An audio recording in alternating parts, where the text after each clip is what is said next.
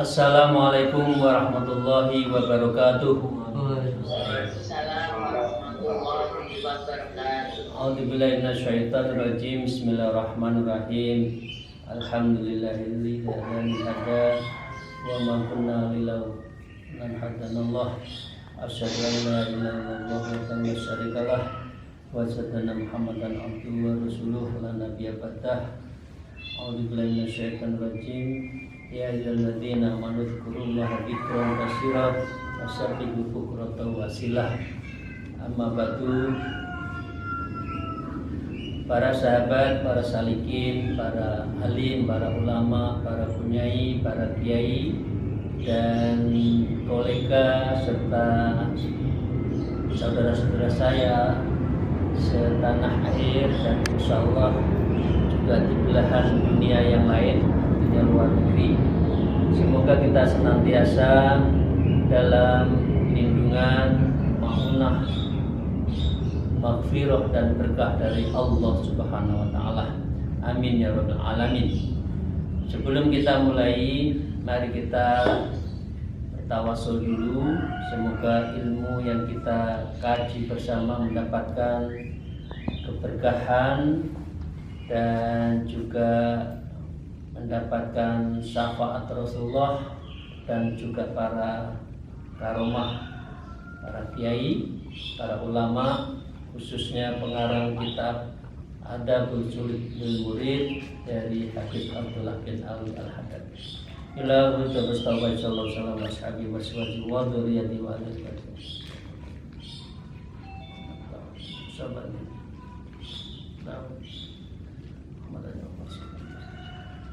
Allahumma shalli ala bahasa masalah. Gusti wa khususan Syekh Abdullah Al-Fatihah. Alhamdulillahirabbil alamin arrahmanir rahim maliki yaumiddin. Iyyaka na'budu wa iyyaka nasta'in ihdinas siratal mustaqim siratal ladzina an'amta 'alaihim ghairil maghdubi 'alaihim waladdallin. Para salikin rahimakumullah, saya mengulang satu kalimat terakhir hari Selasa yang lalu yang intinya hiburan batin yang paling hakiki, yang paling sejati bagi seorang salikin, orang yang ingin dekat dengan Allah, orang yang berjalan menuju Allah, orang yang ingin mendapatkan maghfirah dan rahmat dari Allah adalah selalu menghidupkan malam-malam hari. Wahdar antan qiyamal lail fala ya'ti 'alaika waqtu sahir illa wa anta mustau'idun dzakirulillah subhanahu wa ta'ala. Jadi kita semua, khususnya saya dan juga para salikin, apalagi umur sudah 40 ke atas, umur 50 ke atas, bahkan sudah 60 ke atas, wahdar, kita diminta hati-hati. Dari mana? Qiyamal lail, dari satu situasi yang kita meninggalkan bangun malam. Karena bangun malam itu diibaratkan Allah mencari aina sa'ilun, mana hamba saya itu, mana kok masih tidur semua, hamba saya itu mana kok masih bahasa Jawa itu mungker, kedinginan, pakai selimut. Ya, Allah yang nyari. Nah, karena itu wahdar antada'a yang mulai. Jangan sampai kita itu meninggalkan malam hari. Dan itu berarti kita harus hati-hati. Fala ya'ti 'alaika waqtu sahir illa wa anta mustaqidun dzakirullah. Jadi jangan sampai waktumu itu hilang sampai subuh kecuali engkau dalam keadaan terbangun mustaqidun dzakirullah, bangun dan berzikir pada Allah Subhanahu wa ta'ala. Jadi Allah yang maha suci dan Allah yang maha a'la, yang maha tinggi dengan segala keluhurannya. Ini peringatan kita dari kitab Adabus Suluk, adabnya orang yang sedang berjalan menuju Allah. Seperti saya, kita semua, Bapak Ibu sekalian, apa yang kita tuju kalau tidak berjalan menuju Allah? Masa kita harus masih terus berjalan mencari dunia, masih ingin mempertahankan, mengejar? Ya sebetulnya kalaupun kita dapat tidak mampu mengerjakan, tapi anehnya yang namanya serum dan injeksi masalah dunia ini opium, sehingga kita lupa kalau sudah mendapatkan jabatan ini belum puas, masih ingin terus sampai mau adzan maghrib masih siap-siapnya itu masalah dunia, bukan mencari mana Allah, kepada Allah, kemana, dengan apa saya itu dekat dengan Allah. Para salikin rahimahullah, itu yang ingin saya sampaikan di akhir minggu lalu. Karena itu saya akan melanjutkan. Ini lanjutannya, ini bagian dari kemarin kita sudah wirid sholat, wirid baca Quran, membiasakan sholat malam. Nah sekarang sholat yang baik itu bagaimana? Ini babul iqam sholat. Jadi bab Adabus Suluk yang saya akan baca ini adalah bab tentang mendirikan sholat. A'udzubillahi minasyaitonir rajim. Bismillahirrahmanirrahim. Wa qala al-mu'allif fi hadzal kitab nafa'anallahu bihi ma bi ulumiha fid dharain. A'udzubillahi minasyaitonir rajim. Wa kun ayyuhal murid fi ghayatil i'tina'i bi iqamatis shalawatil khams wa itmami qiyamihinna wa qira'atihinna wa khushu'ihinna wa ruku'ihinna wa sujudihinna wa sa'iri arkanihinna wa sunanihinna. Wa kun ayyuhal murid, wahai kita semua, jadilah kita semua ini, para salikin yang sudah berumur ini, yang sudah mulai insaf urusan dunia, dan sekarang kita sudah ikrar walaupun belum masuk dalam sebuah komunitas yang betul-betul menuju Allah. Fi ghayatil i'tina'i bi iqamis shalah. Jadi kita diminta para murid ini adalah betul-betul i'tina. I'tina itu betul-betul yang sangat. Berjanjilah dalam hati Anda dan kita semua. Apa? Bi iqamis shalah, untuk menjaga sholatnya. Ya, jangan menggampangkan sholat. Seumur kita itu seharusnya ya sedikit-dikit sholat. Jangan sholat sedikit. Karena itu orang suluk itu salah satunya adalah memperbanyak, membiasakan sholat sunat. Jadi bahasanya itu sedikit-sedikit sholat, sebentar-sebentar sholat. Jangan seperti orang bekerja yang sholatnya dikejar-kejar itu kan, sholatnya sebentar. Tapi orang yang suluk, orang yang mencari Allah, orang yang ingin mendekatkan pada Allah, itu sebentar-sebentar sholat. Waktu akan betul-betul disayangkan, eman gitu, kalau itu tidak kita gunakan untuk sholat. Karena itu orang suluk sholatnya macam-macam. Jadi waktu senggang ya sholat, zikir sholat, zikir sholat. Nah, dengan demikian ketika ayyuhal murid kita semua sudah diminta untuk bersungguh-sungguh fi ghayatil i'tina, jadi yaitu untuk mendapatkan puncak perhatian. Ini i'tina itu puncak perhatian ya. Dengan cara apa? Iqamis shalah, untuk mendirikan sholat.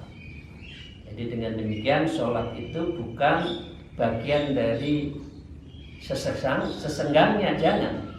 Tapi sholat itu betul-betul adalah ghayatil i'tina. Jadi puncak waktu yang kita khususkan untuk mendekatkan diri pada Allah itu adalah sholat. Jangan sholat kalau senggang, sholat kalau ingat, sholat kalau lagi maaf ya ada orang banyak sholat. Kalau enggak, sholatnya hanya Jumat, sholatnya hanya 2 kali, Idul Fitri, Idul Adha. Jangan. Jadi kita betul-betul harus untuk mendekatkan melalui sholat. Sholatnya itu apa? Khususnya dulu al-khamsi, yang 5 waktu itu. Jadi Bapak Ibu sekalian, ini para salikin, saya minta untuk hati-hati ya, khususnya saya. Sekarang itu orang banyak menggampangkan sholat. Atas dasar Indonesia ini bukan negara Islam, kita sedang berjuang menegakkan negara agama. Ini adalah negara perjuangan, situasinya berjuang. Karena itu banyak yang mengamalkan, yang mempunyai keyakinan ini karena dalam suasana perang. Karena itu sholatnya 5 waktu tapi 3 kali. Zuhur, asar digabung, maghrib sama isya digabung, dan subuh. Alasannya ini bukan Darul Islam, ini daerah untuk peperangan. Karena itu berlaku hukumnya musafir. Ini banyak loh ya, maaf, di kota-kota besar sedikit-dikit dari sini dari Condet ke Gajah Mada, dari kantor saya itu sudah hanya berapa kilo sudah dianggap musafir. Karena itu ini perang, karena itu saya jamak. Itu yang pertama. Yang kedua, orang yang sedikit-sedikit tayamum.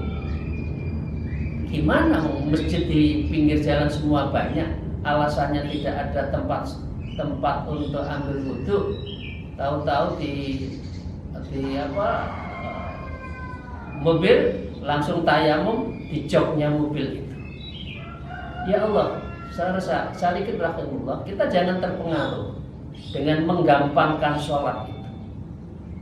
Kita harus betul-betul sholat itu diniatkan, dikhususkan, bukan hanya seingatnya dan senyampangnya. Ini bi'itmami qiyamihina. Nah, sholat itu ditamamkan, disempurnakan ketika berdiri. Wa qiraatihinna, dan cara membacanya. Wa khusyu'ihinna, dan khusyuknya. Wa ruku'ihinna, dalam rukuknya. Wa sujudihinna, dalam sujudnya. Wa syairil arkaniha, dan memenuhi seluruh rukunnya. Wa sunahihinna, dengan segala sunnah-sunnahnya. Ini bedanya orang yang sholatul khawas, ya, sholatul awam. Sholat awam itu yang penting menjalankan. Menjalankan sah, yang penting syarat rukunnya ya dilakukan, ada Fatihahnya sah.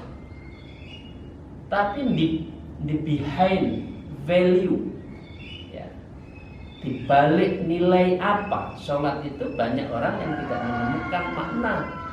Sholat hanya physically-nya, tetapi dia tidak dalam posisi menemukan. Jadi as-sholatul mi'ratul mu'minin itu tidak dia dapatkan mi'rajnya. Jadi transdensinya, bertemunya kita, bermusyahadahnya kita kepada Allah itu banyak yang tidak menemukan di dalam sholat. Mengapa? Karena dia tidak itmam qiyamihinna, dia tidak menyempurnakan cara berdirinya. Qiraatihinna, cara membaca ayat-ayatnya juga serampangan. Khusyuknya apalagi tidak hadir. Rukuknya seenaknya, sujudnya kayak mencium bau nyut langsung berdiri, ya. Wasyairi, dan apalagi rukun-rukunnya, sunat-sunatnya. Jadi para salikin, inilah sholat yang kita bisa musyahadah. Sholat yang bisa menemukan makna sesungguhnya Allah itu adalah Maha Besar, Allah itu adalah tidak ada wala kaifin wala mislin. Allah itu tidak bisa diperumpamakan dan tidak apa adanya, dan dialah segala-galanya. Itu kan sholat itu salah satunya itu menghadapkan diri pada Allah. Jadi bi'itmami qiyamihinna, ini bapak-bapak nanti bisa baca di Bidayatul Hidayah ya. Jadi Imam Ghazali di kitab yang lain itu menulis tentang Bidayatul Hidayah. Itu biasanya dikaji di awal-awal ketika kita mondok, itu ngajinya adalah Bidayatul Hidayah. Jadi ini permulaan bagi orang mendapatkan hidayah. Di situ disebutkan tata cara mulai ambil air wudhu, mulai sholat, niat sholat, mau tidur, bangun tidur, semua tata caranya untuk beribadah mahdhuf itu ada di Bidayatul Hidayah. Karena itu saya dalam posisi tidak sedang membaca kitab Bidayatul Hidayah. Apa secara ringkas itmami qiyamihinna itu ya, berdirinya yang tegak ya, kepalanya agak merunduk sedikit, jangan mendongak ya, mendangak ya, jangan lihat ke atas, agak merunduk sedikit. Sajadahnya kalau bisa nggak usah banyak warna yang macam-macam, gambarnya pemandangan misalkan, ini kan banyak sekarang yang macam-macam ya. Namanya mukena saja sekarang itu macam-macam, sampai bingung orang yang di belakangnya. Ini mau sholat tapi depannya gambarnya bunga matahari ya, bunga apa itu bugenvil, bunga mawar dan sebagainya ya. Mbok mukena itu putih saja, alasannya tren. Padahal itu mengganggu konsentrasi orang sekitarnya. Ini maaf ibu-ibu ya, biasanya ibu-ibu itu cari yang warnanya ngejreng, tidak putih, sekarang merah ya, tidak tren. Itu dulu, sekarang itu warnanya macam-macam ya. Kalau saya menyarankan mukena itu ya, orang Jawa menyebutnya rukuh ya. Rukuh itu ya sebaiknya yang putih aja deh, nggak usah warna-warni, kembang-kembang, ganggu sekitarnya ya, oke.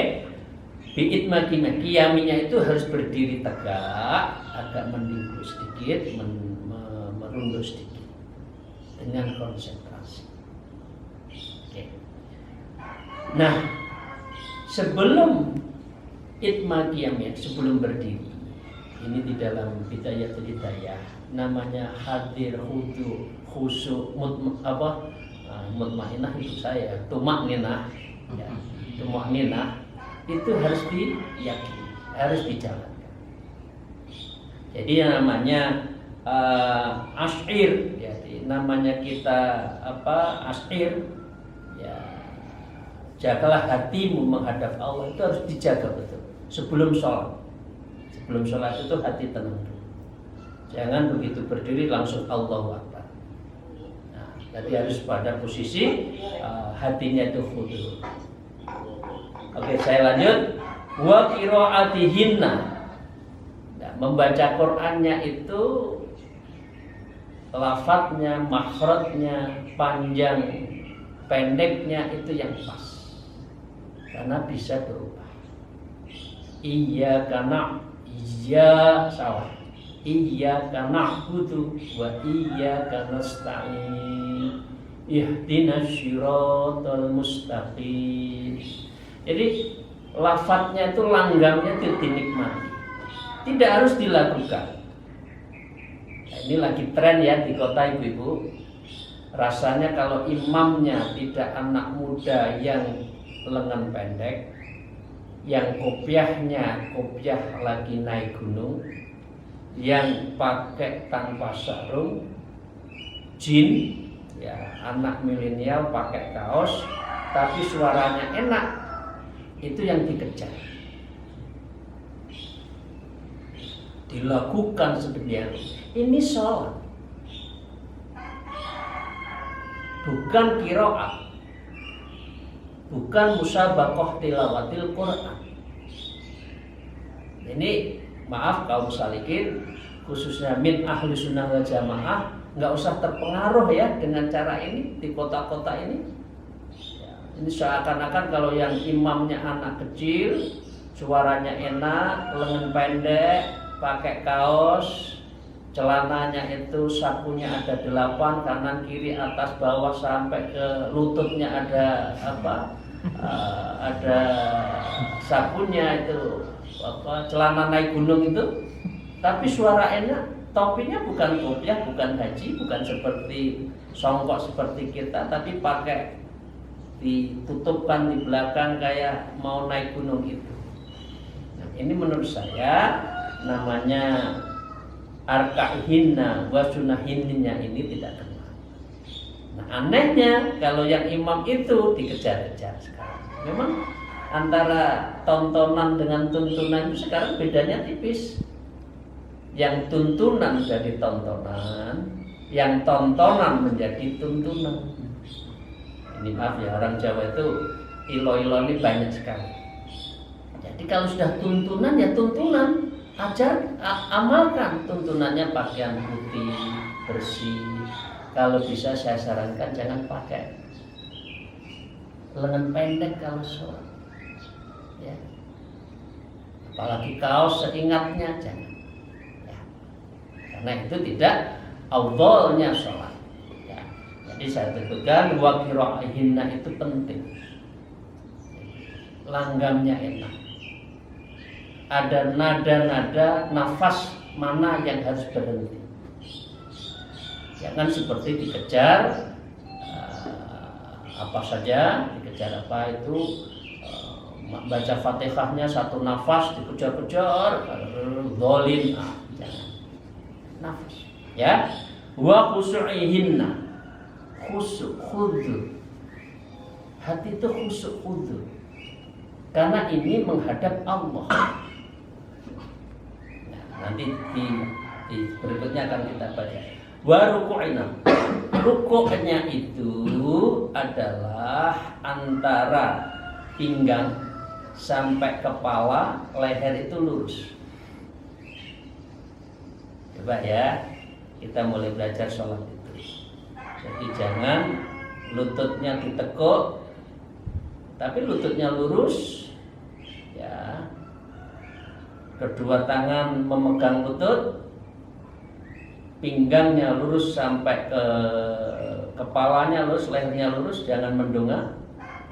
Insya Allah ini dari segi medis biologis maupun dari kesehatan syaraf rasanya sangat beda kalau kita itu rukuknya hanya sekenanya saja. Nah, inilah kalau Imam Syafi'i merumuskan, kaum ahli sunnah wal jamaah merumuskan cara sholat yang baik itu begini. Ya. Salah satu khusyuknya ini, maaf dengan segala hormat, ya, kalau Imam Syafi'i ahli sunnah itu antara kaki kanan kaki kiri itu sejengkal saja.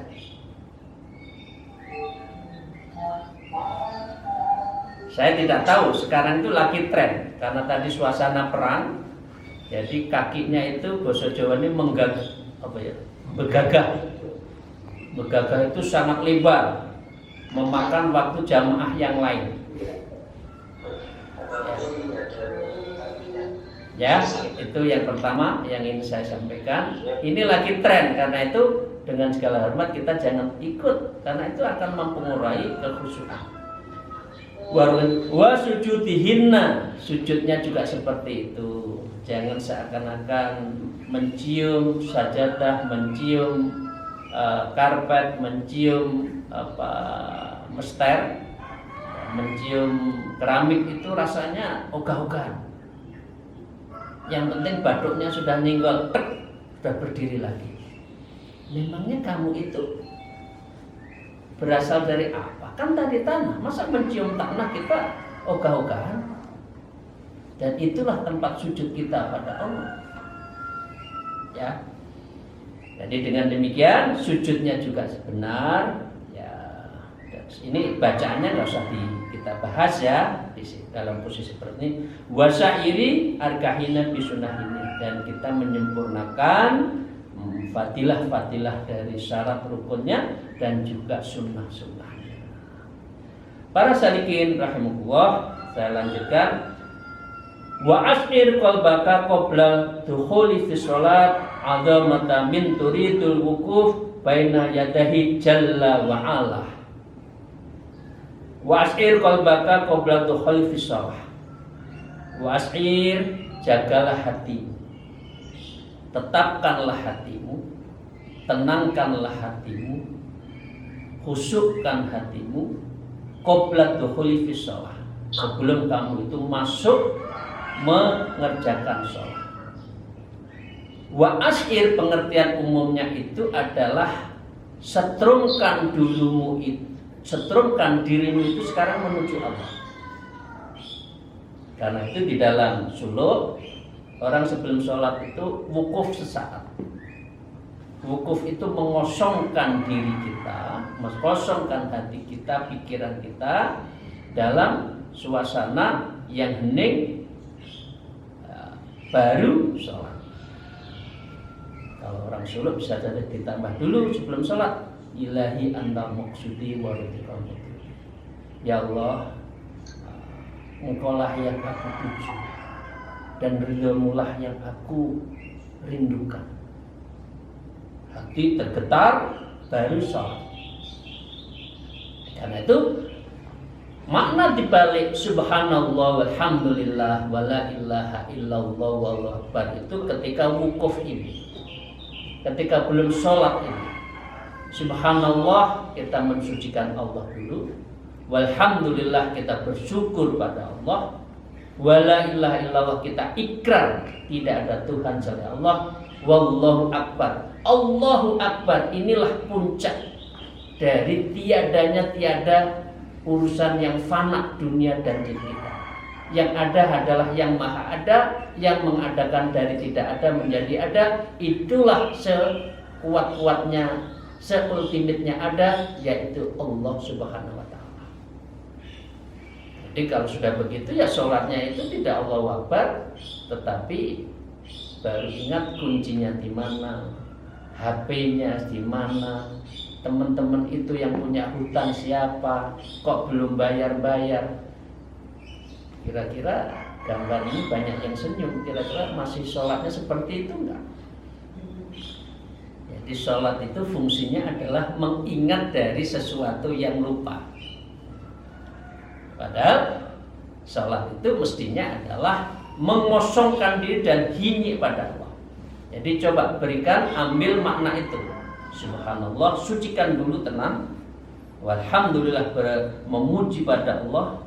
La ilaha illallah, kita ikrarkan tidak ada Tuhan selain Allah, hanya Engkaulah yang bertuju. Wallahu akbar, sudah Allahu akbar itu tidak ingat yang lain. Wa asir, namanya ini asir, merasakan makna, setrumnya itu ada. Ya, biar apa? Azamata min turidul wukuf, dan setelah itu kamu merasakan keagungan ketika berdiri, ya wukuf, ketika ada berdiri kita mendapatkan azamah, keagungan dari Allah baina yadahi, ketika kita sedang berhadapan kepada Allah. Siapa? Jalla, Allah yang maha besar. Wa ala, Allah yang maha luhur, yang maha tinggi. Ya, kita belajar ya Bu, Bapak Ibu sekalian, sahabat-sahabat salah kita usia sudah 60 ke atas, sudah 50. Masa sholatnya serampangan? Ya, kita ingatkan ya, untuk bisa mendapatkan bahwa kita itu adalah mendapatkan namanya istighraqnya. Istighraqnya itu adalah setruman ruhani ketika kita sholat. Sehingga kita akan tenggelam dalam menyembah, ibadah, sujud kepada Allah Subhanahu wa ta'ala. Para salikin rahmatullah, Itu yang bisa sampaikan ngaji kita pada hari ini. Ya, di bab berikutnya atau lanjutan bab berikutnya nanti lebih baik lagi. Semua baik, tapi ini lebih detail lagi. Bagaimana kalau kita lupa 3 kali apa itu akan terlihat dalam makalah dan juga naskah kalimat-kalimat pada kitab ini selanjutnya, tapi belum kita bahas hari ini karena tidak cukup waktunya. Moga-moga Allah Ta'ala selalu meridhoi, memberkahi apapun semuanya, ibadah kita dan amal-amal sosial kita, dan ini menjadi bagian amal hasanah yang nanti di yaumul akhir akan kita terima amal itu menjadi amal hasanah, dan insya Allah kita akan menjadi ahlul ibadah, ahlul tariqah, dan ahlul ma'rifat. Kurang lebihnya mohon maaf yang besar-besarnya. Akhirul kalam, wallahul muwafiq illa aqbit thariq. Wassalamualaikum warahmatullahi wabarakatuh.